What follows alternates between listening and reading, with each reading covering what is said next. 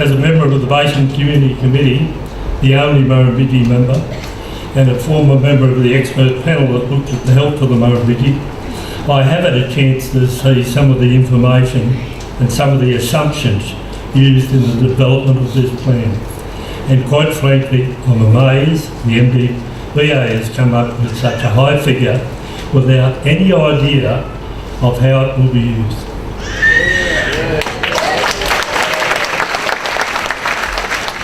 Or is it still all just about water to the Coorong?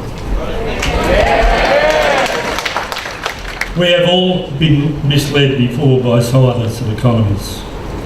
In 1990, we were told the MIA would be devastated by high water tables and salinity within 20 years. This area looks better than it did in 1960 and is more productive.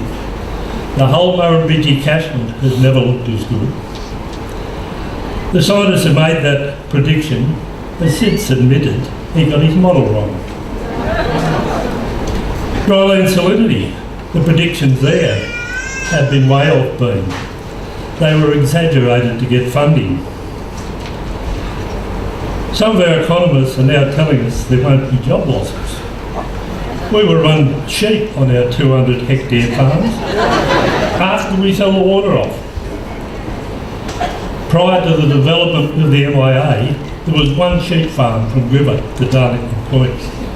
Not a lot of employment in that. Where is the science and the modelling that has seen the grab for water increase from 1.5 million megs to 3.7 million megs from 2004 to now? Or is it just an overreaction to the drought and the South Australian propaganda?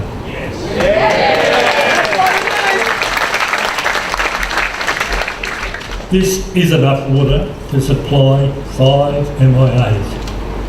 5 MIAs they're talking about taking out of production.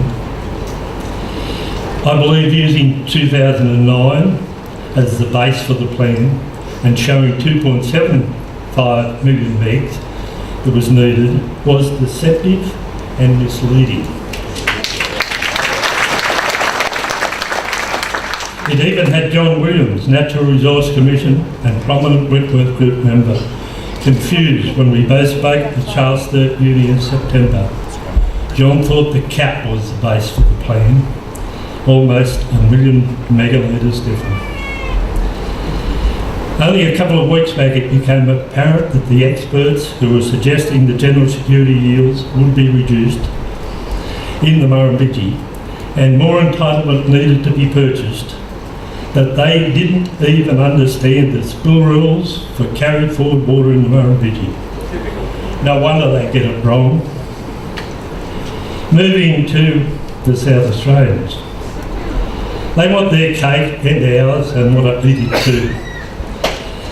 They want all the benefits of river regulation, including during the past drought, still wanting to retain Lake Alexander as fresh water while everyone else went without, and then also want free run of the river. Their constant claims about them having a cap since the 70s is rubbish. They only capped entitlement. There was no cap on them. They were able to increase their usage even after the cap was introduced. Henry, the fisherman who we have regularly seen featured and who widely claims more water for South Australia, has admitted that within months of the water returning, fishing was as good as he could remember. In South Australia and elsewhere, tourism without river regulation in the last 10 years would have been, come and watch the kangaroos die by the waterholes. And are claims by an authority member recently on TV saying they are taking into account the future being drier, a sign of more South Australian propaganda?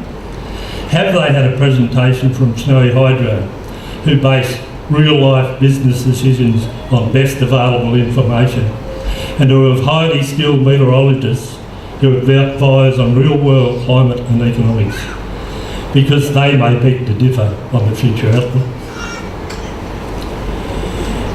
In closing, there is no watering plan. There is no obvious accountability for use by environmental water at present.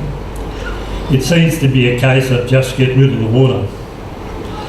For example, in the Murrumbidgee, the environmental water manager recently watered a wetland which had been isolated for 100 years. They're now telling us what great outcomes they're getting. Yet for the last 10 years, we've had it shoved down our throats that the wetlands that had no water for 10 years were dead. And the ACF would have us believe that they are all dead. Now the environmental water holders are also acknowledging that by next year they can have more water than they need, and so will trade it to irrigators. Perhaps it might be good if we sold to the Chinese. They're buying farms. They could use the water on their farms and build their own food security for China. Clearly they do not need what they say they need, especially if they manage what they have well, including with skillful use of carryover. And if we accept we can improve some carryover rules to benefit the environment at no cost to irrigators, they can do with a lot less and won't need to transfer it back to irrigators. All they need to do is talk to us meaningfully.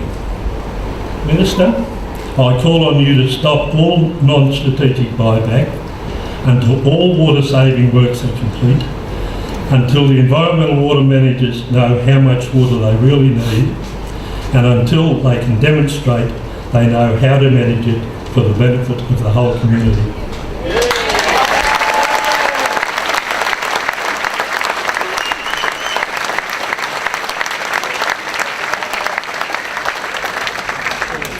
This will take a number of years when we can work together to improve the outcomes and get a better handle on the science, including some real evidence and experience to inform the theories and models.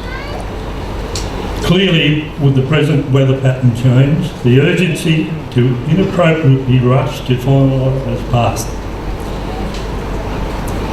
This is not a good plan. We want the media to concentrate on how bad the plan is, not on the frustration of individuals and communities who will have their future cut short if this goes ahead as is. So please don't overreact. Remember, this is theory, models, and the extreme view of environmental zealots. It is not reality-based, but it will be a reality in outcomes for irrigation communities. At best, it is a social experiment, and only the rural irrigation-based communities have skin in the game. Thank you.